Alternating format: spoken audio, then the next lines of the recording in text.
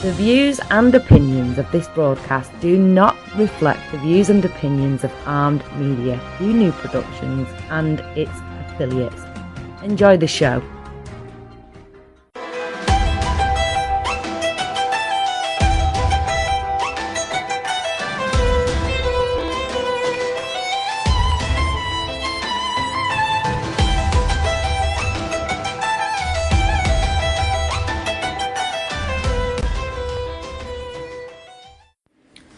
Good evening and welcome to Let's Talk Careers with Sara.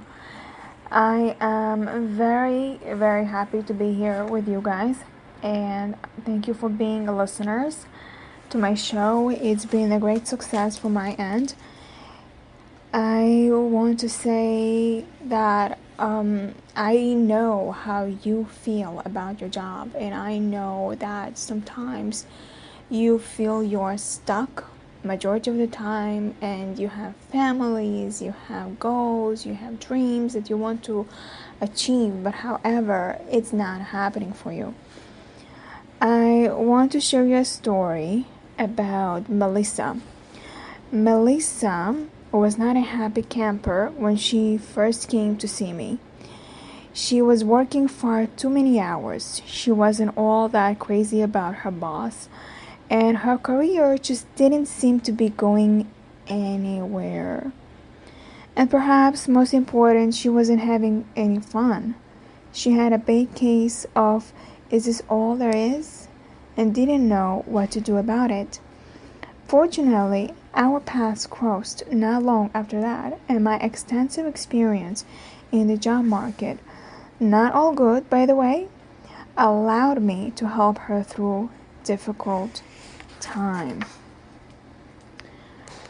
There are some things that you need to pay attention.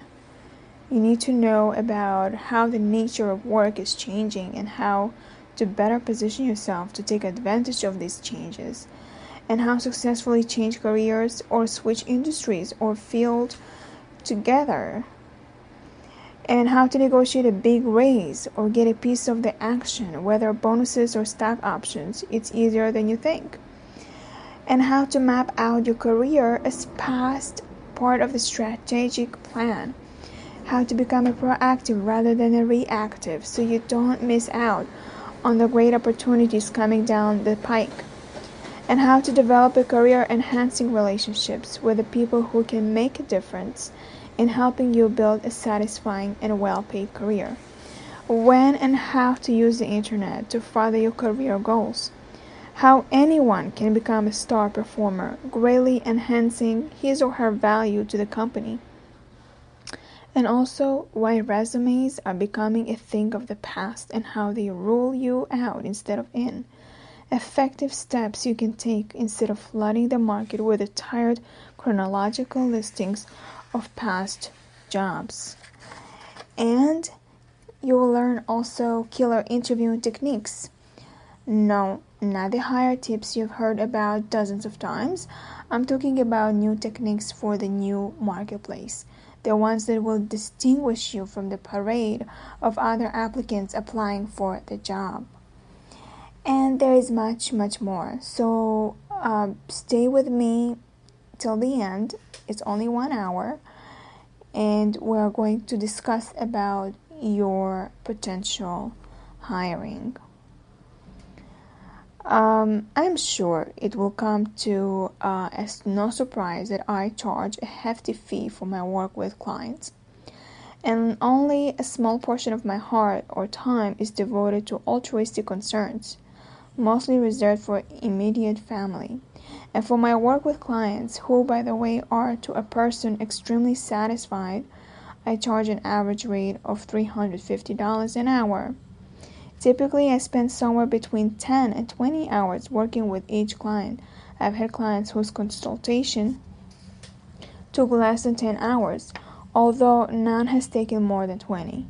That's a range of roughly $3,500 to $7,000 per client. A lot of money? Perhaps. But how much is a happy, prosperous career worth? Those of you smart enough to purchase some podcasts, some CDs, or some books about your career advancement, and can get much of the same advice and strategy I offer clients individually just by reading the information of the books that you purchase or you're hearing to a podcast that will follow. And though you may need a session or two on the phone with one of a career coach, if your situation falls into the very difficult category.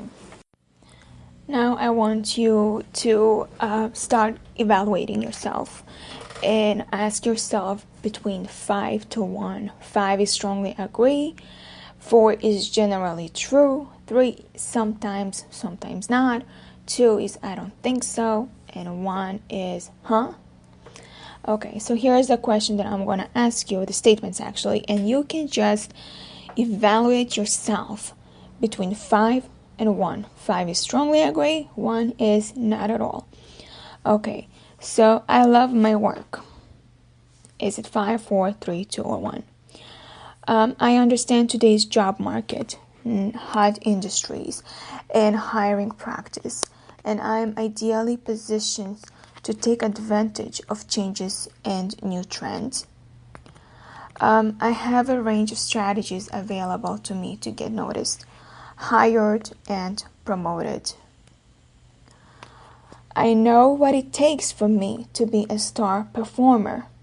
Is this strongly agree or is this not at all? I am confident in using the internet to enhance my career. I can successfully negotiate a great compensation package with prospective or current employers. I interview so well, it's scary. I have an active network of contacts and resources who can take difference in my career. I know when to ask for help in my career and who to call. I have a clear and specific career plan. I know where I'm headed and have a strategy for how I'll get there. So all of these is probably 1, 2, 3, 4, 5, 6, 7, 8, 9, 10 sentences. And you are going to score yourself between 5 and 1. 5 is strongly agree. 4 is generally true. 3 sometimes not. 2 I don't think so. And 1 is no. So how the evaluation works. If you scored between 45 and 50, then congratulations, you have your career act together. You know what you want and how to get there. If you are in that, if you scored that, then you have to consider a new profession as a career coach. Now, if you got less, you got between 30 to 44, the total points, you have some good skills and knowledge in place, but there is some work to do to move you from successful by luck to successful by choice. And I will help you to fill in the critical gaps in your knowledge and bring you up to date and give you more complete access to the skills that will give you a successful career. If your points are between 15 to 29, then you need a career coach. And career coaching is essential for you. You are probably thinking about the employment market according to the old rules, and the new rules have changed. So I'll bring you up to date and show you how to practice some new ways of thinking, to do effective research and get into action about your professional future. And follow my show each and every Wednesday night at 10 p.m. Eastern Time on Armed Radio. And follow my advice that you can too become a master of the ever-changing career landscape. Now, if you scored between 0 to 14, your career strategy involves waiting and hoping, occasionally complaining about the ill hand of fate and a boss who doesn't appreciate you. Time to take control of your career and learn the skills needed to succeed in today's employment marketplace. And I will show you the way if you will listen to my show every single Wednesday. Now, for even better results, just go to my Facebook page, Let's Talk Careers with Sarah, and message me your questions that you have. And you can join my group, Let's Talk Careers Inner Circle on Facebook, to have networking with other members that we have there, so we can support each other and rather than drag down each other.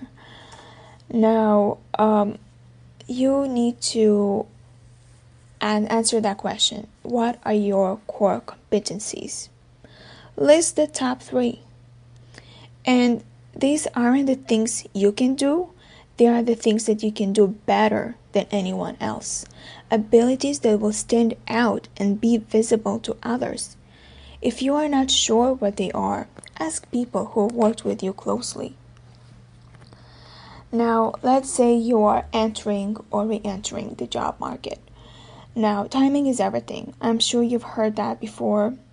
I was initially going to advise you that you need to get help, first-time job seekers or those who have been out of the workplace for a few years, like raising kids, or someone who was absolutely positive that their garage band was going to the next Pearl Jam. But the fact is, there's information for everyone. First-timers and those who just want to make a change. And since information is power, I will urge you to listen to my show every Wednesday. And most of the first-time entrants into the workforce are recent high school or college graduates, people just out of the military, or women who have chosen to raise family before going to work outside the home. And let me reassure you, all of you, because I'm here to tell you. And it's a great time to look for a job. And I mean that. You're all entering the job market at a great time. The giant management worker pendulum has forcefully swung to the worker's side of the scale. In the past, companies seemed to control a worker's future. They determined how much money you made, what hours you worked, what the appropriate attire was, etc. In many ways, they determined your career destiny. There are still companies who espouse the old school attitude that we own the workers, as there are some managers from the old school who think employees will do what managers ask simply because they are part of management. But such attitudes are fading slowly away. The bottom line is that unemployment is at a record low and the economy is good and will probably grow for the foreseeable future. Employers are desperate for good employees. It's simply a matter of demographics. There are roughly 25 million fewer Gen Xers than baby boomers. In fact, some experts are predicting that by the year of 2020, demand for workers will be up 25% and supply will be down 15% in the 35 to 49-year-old bracket. That is nothing short of supply and demand paradise. I began my professional life with a notion which many of you may have shared, but once you started on a career path, you were stuck with it to the bitter end. How you felt about it didn't matter. Say you got your teaching credentials, started teaching, and found out after 5 years that you hated it. Couldn't stand the kids trying to take over the classroom, couldn't tolerate the school board, constantly looking for cuts and talking about layoffs. A lot of us felt that if we actually attempted to change careers, maybe, from teaching to sales, there was a tendency on the part of the employer to think we had somehow become damaged goods. Most companies don't think that way anymore. They have had to reevaluate their policies. They have had to do that because the workplace rules have changed. Most of them have realized that the needs of today's workers, more say in voicing one's opinions, flex time, telecommuting, the work-life balance, the ability to take risks and suggest new ways of doing things, more project-based work teams, etc., are different than they were in the past. Those companies who don't start rethinking their hiring strategies, who they hire, what skills they need, what experience level is needed, will have a difficult time attracting and retaining the best people for the job. Now, if you are a nurse manager and you are passionate about your career, please contact me. Let's talk careers with Sarah@gmail.com and send me your resume. I have a position available for you. Now, the job market research. Now, one of the first things I strongly advocate to new clients is the need to research the job market. Try to find the answers to the questions you most want to learn about the company. Do they share their wealth? Are there stock options, bonuses? What is the company culture? Old school, top down, or supportive and open? Do they support the work-life balance ethic? What is their vision for the future? What will keep them ahead of their competitors down the road? You must spend time researching what's going on in the job market. I don't just mean by going online and searching the internet, although there's a great information there. Nor do I mean just pursuing books or the latest periodicals, although there is more good information in both. I mean, you need to actually go talk to the people in the job market. I call it information interviewing. Although I'm not picky about what you call it, as long as you do it. What you'll be doing is talking to employees and HR, people, customers, and clients, asking about what a particular company is like and what they're looking for, how they're changing, how they perceive the company, and what its problems are. And assuming you don't know the employees over there, I would suggest to go to glassdoor.com and type the company's name, and you will see all the reviews from their current employees and past employees. That way you will know if it's worth to go to that company and work for them. Now, before you embark on any new adventure, I just want to tell you that on LinkedIn, somebody posted that there was an event management position available and the salary is so lucrative. But he did his homework. He just followed my advice.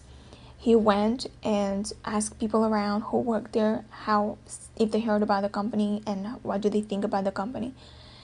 And many of them said very negative things about them. So at the moment, he felt like he was number 5, like we did the evaluation before, that you are loving it and you want it. And it went down to number 1, that no, he's not interested. And that was kind of like giving him a vibe. Should he just tell them that he reconsiders and he's not interested in the job position?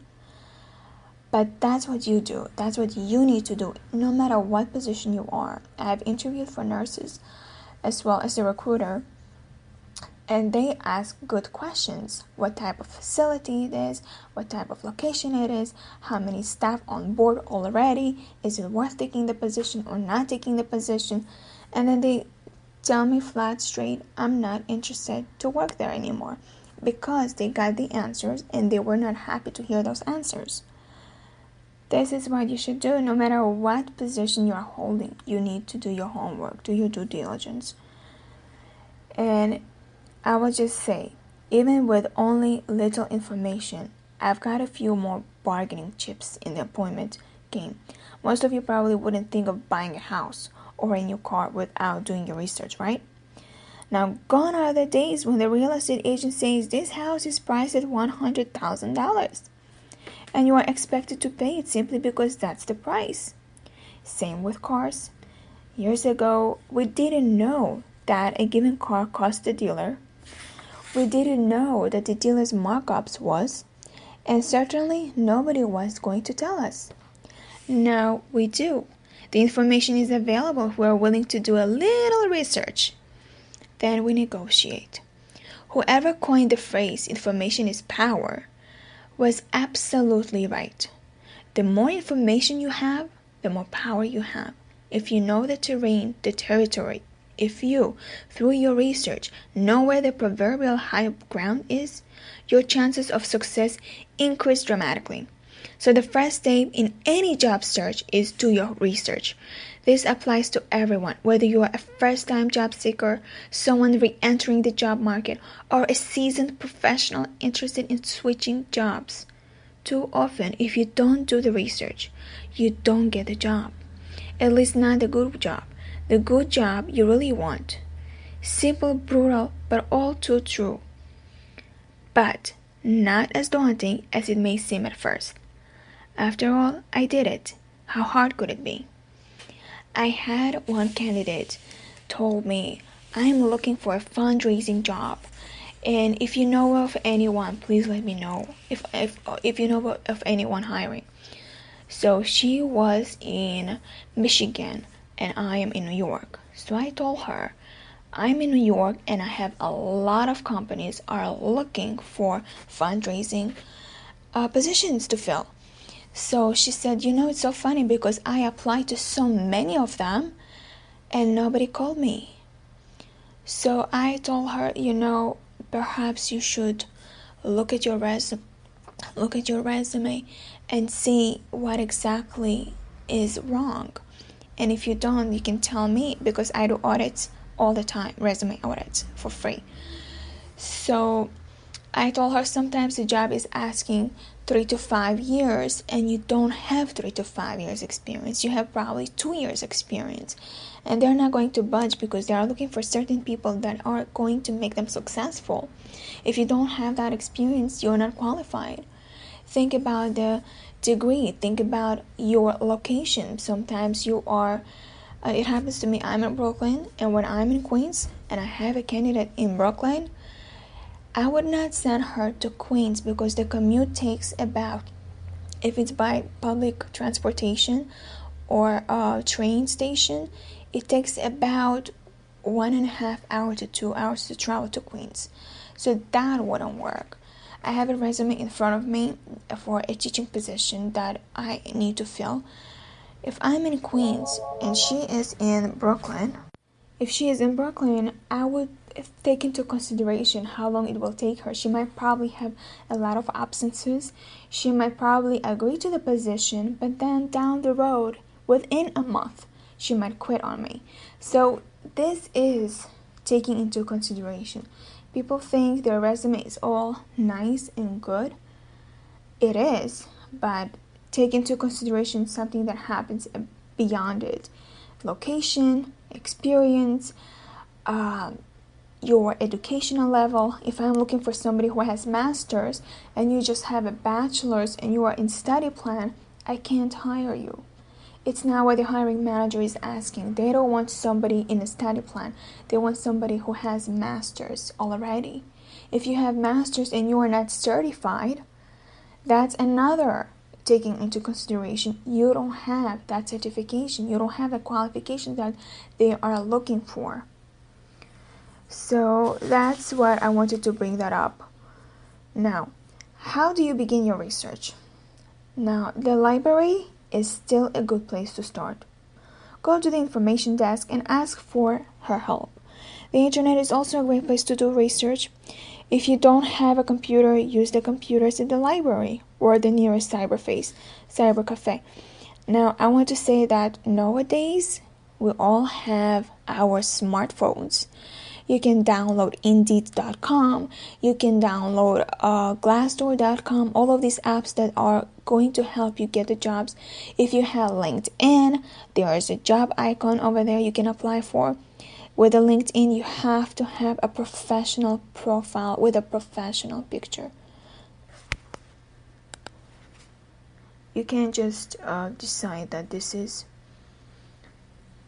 just a Facebook thing. Now,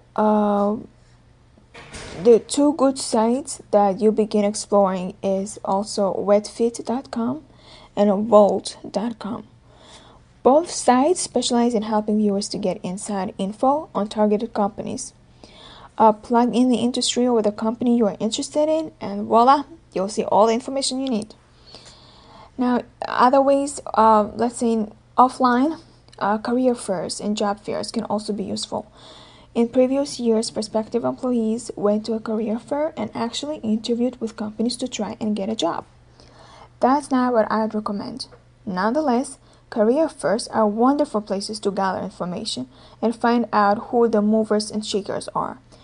You can check out the market, discover which the hot companies are, and the ones that might be receptive to new ideas. It's also a great venue to talk to people in the industry. People love to talk about what they do. Take advantage of that. A day at a good career fair will provide you with lots of up-to-date information about your field of interest. I know that when I had a staff, I was always impressed with people, whether they were new to the job market or not, who demonstrated a grasp of what was going on in the business world or the world at large. They didn't have to know everything, and you won't either, but the fact that they knew something about it meant that they were serious about employment. It made me feel better about their chances of becoming successful, motivated employees. Companies today are much more receptive to new people coming on board who have little or no industry experience. Once upon a time, companies wanted only experienced people, and you couldn't get the experience because they were only hiring people who already had experience. It was quite a catch-22. How am I going to get the experience if nobody will hire me unless I already have it, right? But as I said, today you'll find a kinder, gentler reception from the business community. Companies are willing to hire bright, enterprising people who are problem solvers, creative thinkers who present themselves well and have some understanding of the marketplace. They will train you or allow you to learn on the job. And the second thing I tell my clients is that they should start formulating a career strategy. Now, not later. Put an actual plan into place. Document it. Don't inscribe it on the stone tablets because it will probably change. But do put it down on a paper so you can refer it, modify it, and make changes as necessary. Years ago, the job formula was that you got a job with a great company, worked hard, snaked your way slowly up the corporate ladder, and when you were closer to the top than the bottom, success. Employees were confident that the company would take care of them. You might only make 1 or 2 job changes in the entire career, and not at all. Now, I want to say my personal experience. I was working in a position that was, like a startup position, like a starting position, entry level. And I was just listening to everybody else. I'm going to go with the corporate ladder, and I'm going to be one day a general manager. Never happened because they would rather have me skilled and knowledgeable and, valuable, however, with a low pay, rather than having me going up the corporate ladder. Because for them, it was okay just to satisfy me, just pay her 50 cents a year or every 2 years. So that was their way of thinking. For me, I was 19 years old when this happened. I just knew what was going on. And I felt I am skilled, I am knowledgeable, I have the degree, I have what it takes. What am I doing here? What am I doing here? So I started promoting myself. And in a sense that I was working in a place called Agata and Valentina, that's in Manhattan. And I was there working in all the departments. I was in the food industry before because that was my career. And I was working in all the departments. I knew how to bake, how to sell, how to do catering, how to package. I knew how to manage. I knew how to deal with customers who complained. I just knew what the general manager was doing, and I could do it. I just knew how to do it. I learned all the skills. However, I wasn't considered for the position because I was doing good at what I'm doing. So I resigned. And started working in Au Bon Pain as a supervisor. I promoted myself as a supervisor, and I was getting much more than I would get in my old job. And that was because I promoted myself. And when I promoted myself, I put down all the skills I had on the resume. I was hired on the spot, and I was promoted within to be a catering manager. I was a catering coordinator, but I was a catering manager. And that position didn't last because I had personal reasons why I had to leave. But I was promoting myself in a way that I didn't have to go the corporate ladder in order to get there. I just decided I'm worth what I'm worth. And I'm sure you too. You know what you're worth, and you know you deserve more. So therefore, you can do it too. And if you don't know how, reach me out to Facebook, on Facebook, Let's Talk Careers with Sarah, and I will guide you. And that was not the only position that got me to where I wanted to be. When I needed to resign, I got my new skills, and I decided to go for a director position. And doing a director position got me also to where I wanted to be. There is nobody who's going to stop me and tell me you don't deserve it. You are good at what you're doing, and we're going to promote you after 5 years of experience. That's BS, because if you believe, you can do that job, that particular job that your general manager is doing, that your director is doing, that your CEO is doing, there is nothing that should tell you not to do it. You should put it on the paper, and you should know how to do it, because that's what they will perceive, that you do have the experience in it. And then once you're hired, you have to perform it and make sure that you are actually good at what you're saying you did. So that is what I was trying to refer. Corporate ladders is just, for me, an old school. It's not something that you should follow. You should follow what you are good at. Now, we do find our record layoffs in corporate America, mergers, acquisitions, downsizing, and the rest of that has never changed the way we look at the workplace. Other strategic career questions now present themselves. Can I move from hot industry or hot industry to hot industry? How often should I move? What are the signs that will indicate I should make a move, or at least consider one? Is job jumping a strategy that I can use? I am positioning myself properly? Professional sports offer a good analogy. Players go where the market beckons, where there is a need. Such a move may be for a year, or even just for a pennant drive, or to shore up a hole in the lineup. If the team doesn't need him next year, another team likely will. Such market pressures influence career decisions as well. That's why we haven't chiseled the plan in stone. The bottom line is that today, you, not the company, need to be driving your career. So you need to have a plan. Your company does, guaranteed, and it may or may not be not include you or your fellow workers over the long haul. If they need to downsize for any reason, you will instantly be history. Hardly a ripple on the surface of the pond. Basically, a plan is nothing more than a map to help you get where you are going.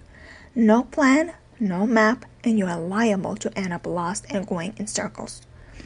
The plan is not going to necessarily detail every career move on a strict timeline, which company you'll be working for in a given year, that's what salary you'll be making, etc. I suggest using a broad strokes initially to set up your plan. As you get more familiar with the job market, you can fill in more of the details. Since companies have changed the way they look at workers, you need to change the way you look at your career. Now is the time to begin to target the industries you may be interested in. Now, the specific companies will come later. It may be that you are not 100% sure that your actual skills are or what you really be interested in doing. If so, don't panic. There are steps you can take to give yourself a clearer picture. For example, Myers-Briggs test. Myers-Briggs test is a good self-assessment tool that tests aptitudes and interest. Many local colleges have night classes where you can sign up for this test. Or you can get a test on the internet. assessment.com. That will provide you with some useful information. Another venue you can try online is ask.com. Type in career self-assessment. You will get several listings of the different avenues you can try to figure out what will make you happiest. Worst case, the test will confirm the type of job where you will fit in most comfortably.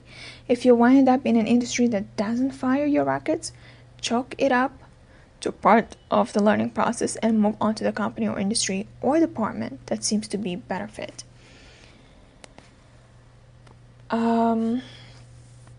The job market today is more forgiving than ever before, and I encourage my clients to take every broad view of their career plan. A global view, if you will. More often than not, you can pick the company you want to work for.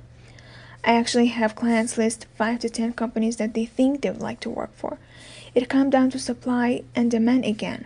The company or division or department may not be aligned with your college major.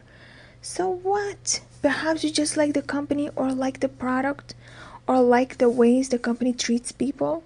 Perhaps you've picked the company because you want to make a difference. It's possible. The choices are there. If you bring something to the dance, lots of people will want to be your partner. But you got to bring something to the dance. Some talent, some expertise, some new ideas, some times of value. I'll discuss this more later. If you do, I guarantee you that lots of jobs will open before you. Once you've targeted a particular company, I urge my clients to contact someone who works for the company. I call that person an inside coach. How do you find such a person? Primarily by asking anyone you know, right? If they know anyone who works at your dream company. Now you can just go on LinkedIn, type in the company name, and you will see all the people that work on for that company. And you can connect with them and message them and email them. So that way they can even recommend you to the hiring manager that is hiring if you like the job. Now, also, if they do know a particular position that you are considering, ask them to introduce you to their contact. Once you have made contact with an inside coach, offer to buy lunch or dinner or just get together and talk. Tell the inside coach you are very interested in the company and are thinking of trying to hire on. You would like to know what it's really like. Make it clear you are not asking for trade secrets, just what it's like to get there at 8 a.m. and leave when you are finished for the day. Do they leave at the end of the day thinking, let me out of this blank place? Or do they have with some sense of satisfaction, a feeling of they have put in a good day's work and been properly acknowledged and compensated for their efforts? Another great question to ask them is that what things they would change. That will give you some ideas of the company's pluses and minuses, at least from one employee's point of view. As you make out a mini business plan, more about that later, you will be able to use such information in an employment interview to show you that you have done your homework, that you are coming on board prepared to make a difference. And companies love people who can make a difference. Everyone does. And wouldn't you if you were in their situation? Of course you would. And whether you are new to the market, re-entering the market, or just changing jobs, you get companies interested in you by presenting ways in which you can help make them a better company. Be fluid and flexible. Think in terms of solutions. How can I make it better? Do your homework. Develop a plan. Don't just respond to a want ad, a job posting on the internet, or an interview at a job fair. Think in terms of the bigger picture and the long term, how you fit in, what new ideas you have that might be of benefit. Even if your ideas aren't dead on, nobody is expecting you to reinvent the safety pin. Companies like idea people who think out of the box and have a chance to make the company better by improving a process or a product or coming up with ways to treat the customer better. New employees should have that I call a triple E rating. They should be enterprising, entrepreneurial, and energetic. Keep in mind that the best employees think like small business owners rather than employees. The idea is this: what would you do if you actually owned the business? Would you respond differently to some of the challenges? If so, act that way as an employee. That's the kind of thinking that will position you for years to come. The Loyalty Institute of America, based in Ann Arbor, Michigan, found that 53% of all workers would be willing to change jobs for a nominal raise. If it takes only a nominal raise to get people to move, what does that say about loyalty? Is loyalty dead? Part of the reason that the percentage is so high is that people are burned out. They have worked long and hard only to discover that companies don't value them. They feel as dispensable as yesterday's newspaper. Most burnout is due not to working long hours or being in a stressful job, but simply being in the wrong job. But remember, it's your choice. If you are becoming burned out, don't blame it on the company. Do something about it. Another reason employees are so willing to leave is that often they don't feel that they are making a difference or a contribution of some sort, and the job turns into an exercise in punching a time clock. Now, there is nothing wrong with punching a time clock if that's all you want from your job, but for the most of us, certainly for me, it leaves something to be desired. Believe me, I'm not advocating disloyalty. I urge you to be fiercely loyal as long as you are at the company, any company. But loyalty is a two-way street. If you find it's not, that too might factor into your decision about whether or not to stay. In the past, the old gold-plated entry into the inner circles was always the MBA, the business degree from an accredited business school, preferably Harvard or Stanford or Wharton. The degree of the future is going to be the GSD, the Get Stuff Done degree. People who can get stuff done are at a premium. Your job is to show your prospective employer you have got the right stuff.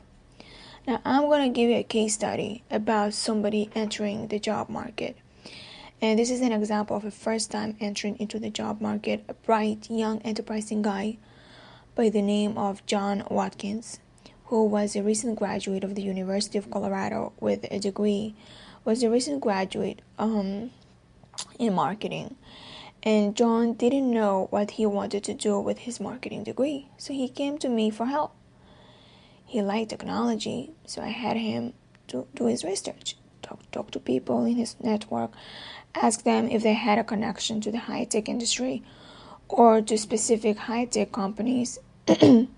I suggested that he read all he could about the industry, find out what's going on in the technology field. Remember, technology is not an engineer-only discipline. High-tech companies rest of the normal support staff. I had that high-tech companies, they do also need salespeople, accountants, marketing people, receptionists, all kinds of stuff that they need. Now, I had John make out a list of the 5 companies that were highest to his list. One was Quest Communications, a fast-growing telecommunications company based in Denver. Another included Sun Microsystems, which had just opened a plant in the area. He is from Denver, so not from New York. He selected 3 other leading-edge high-tech companies as well that were well-positioned for the future. I showed him how to connect with an inside coach. One method, if you can't find a contact through your network, is to call the receptionist at a target company and ask to speak with someone about a possibility of employment. You don't want to speak to someone in human resources or the employment office. They will just give you the company line. If you are interested in accounting, ask to speak to someone in the accounting office. Same for sales or marketing. Offer to take whomever you speak with off to lunch to chat about the company. John's interest was in sales and marketing, and he hooked up with several salespeople. If you go that route, connecting with salespeople, level with them about why you called salespeople for obvious reasons. Have great BS detectors. Set up a time 2 or 3 weeks out when you can have a coffee or a beer together, or maybe take in a ball game. John ended up getting some great information about what was going on inside the company, what new products were in the pipeline, where they might need help down the road, and who the decision maker was that he needed to get in touch with. I'm not a great believer in the traditional approach to job hunting, where you fill out a resume, submit it through HR channels. They almost always end up at the bottom of the stack that has a half inch of the dust on it. In my opinion, resumes are ways to roll prospective employees out, not to get them in. If you do your research, locate an inside coach, create a mini business plan, and submit it directly to the decision maker, you will increase your odds enormously. Now, if they like you, they may still have you go back through channels, but you will have already differentiated yourself from other applicants, and you will have escaped from the anonymity of the bottom of the stack. Because John had been in touch with the inside coach, he found out about a new product that Sun was developing. He did research of the product, checked on the competition, and developed a strategy for marketing. And why he did that? Because he has a degree in marketing. He wasn't on his own. As his career coach, I helped him with all that. Then he found out who the decision maker was, called, and made a mini pitch over the phone. The pitch went something like this: I hear you have a new product coming to market. I'm a recent graduate with a degree in marketing, and I have some ideas about ways to get that new product off to a fast start that you might find interesting. He then went on to discuss a few of his ideas. And then, can we talk? Remember, there is no need to identify your inside coach. If during the interview you are asked how you know so much about the internal workings of the company, the proper answer is that you have done your homework and your research, which happens to be true. Based on this phone call, he got an interview, followed quickly by a consultation with me about interviewing techniques, and the result, he ended up with position at Sun Microsystems. Now I'll give you another case study. Now we're going to talk about Suzanne. Now the names that I mentioned, they are not real. Just for confidentiality, I changed the names. Suzanne Keane was 34 at the time she had her first consultation with me. She had been in real estate sales before marrying and starting a family. She and her husband had decided that she would not go back to work until their 2 kids were both in school. First thing I had her do was some initial research, specifically looking into the real estate market, assessing her chances of getting back into that field. She discovered that the market and the job had changed. There was a lot more competition, and real estate no longer looked as attractive as she thought it would be. As a result, she decided she wanted to get into something a little more leading edge.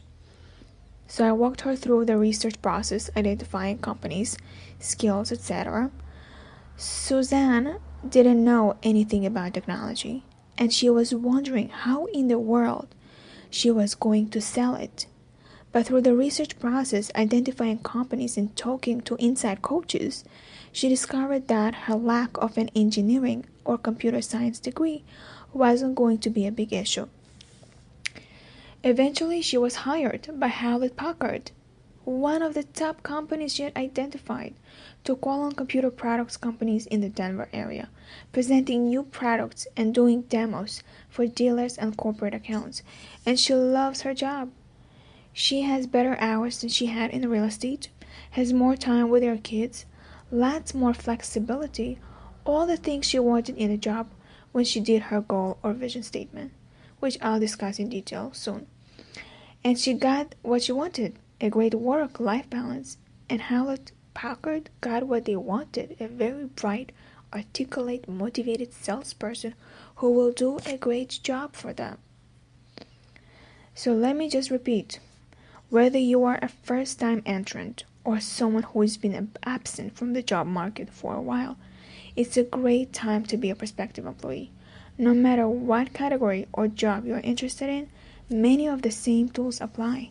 Just remember, the rules have changed. Companies are looking for different types of employee today. They want passionate, flexible workers, people who embrace change and think like small business owners. With a little work and the assistance from a coach like me, you can find a career you can prosper in for years to come. So basically, if you have any questions, you can always reach out to me on Facebook. Let's Talk Careers with Sarah. Now, I want you to have an exercise and think about these statements that I'm going to say right now, and start telling to yourself if it's true or false. Think about it. If I change careers, I will lose all my seniority and most of my salary. Is it true or false? Changing careers means I am disloyal and malcontent, unemployable. Is it true or false? I only know how to do the job I've been doing for the last 439 years. None of my experience is relevant to another field. True or false? Work wasn't meant to be fun. That's why it's called work. True or false? My employer isn't interested in what I want. He will just work me as hard as he can. True or false? If I'm loyal, the company will take care of me. True or false? My major in college determines the industries I can work in. True or false?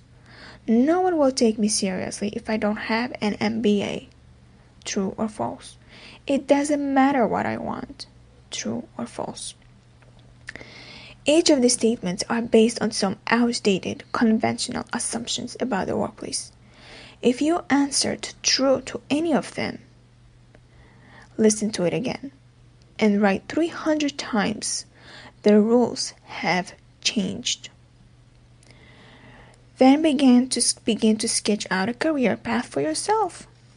It doesn't have to be complete, and with every I dotted and T crossed, just make a start.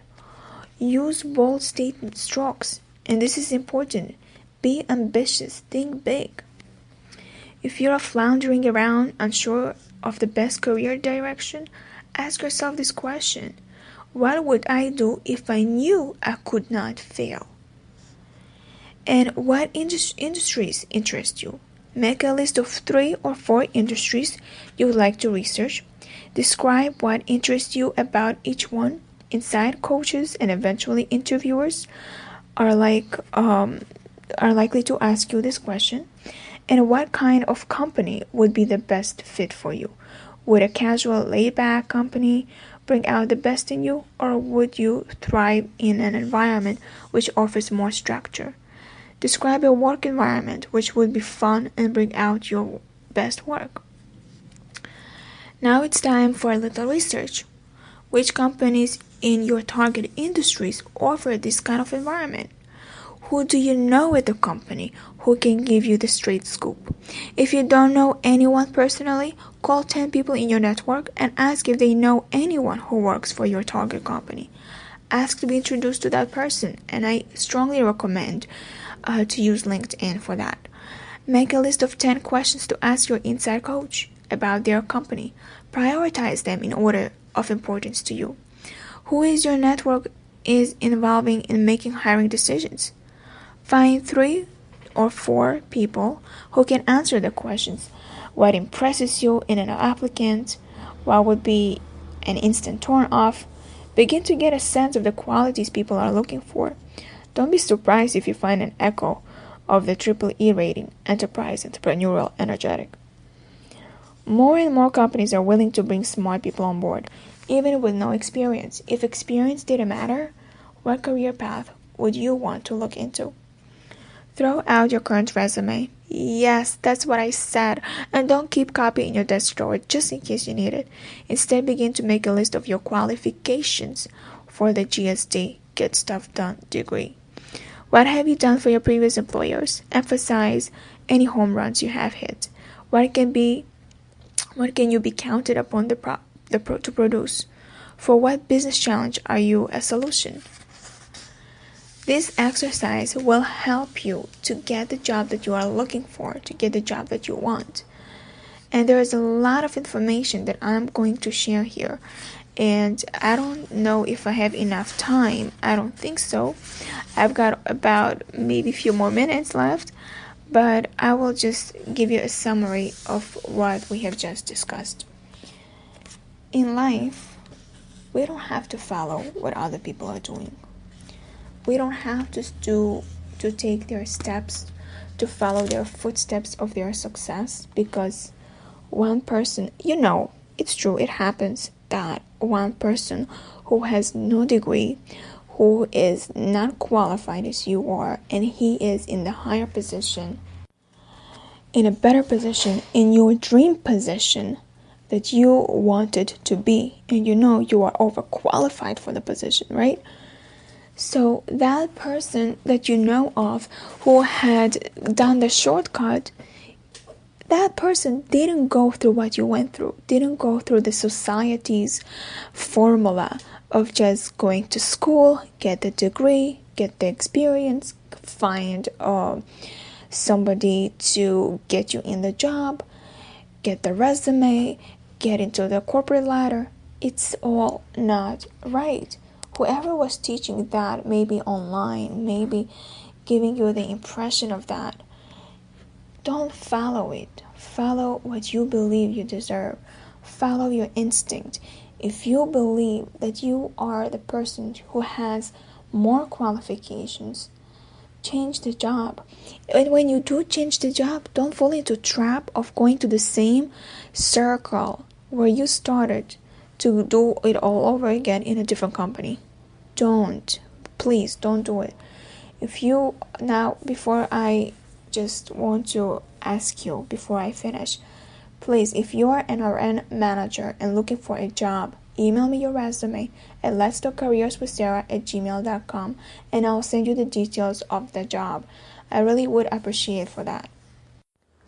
I am running out of time, so that will be another topic we'll discuss in my show perhaps next Wednesday. And I would like to say thank you for those who are listening to me. Thank you so much for doing your homework, by listening to experts like me about jobs, about resumes, and about how to be happy in a work environment. So I really want to say thank you again. So I'm going to see you next Wednesday at 10 p.m. Eastern Time on Armed Radio. Let's Talk Careers with Sarah.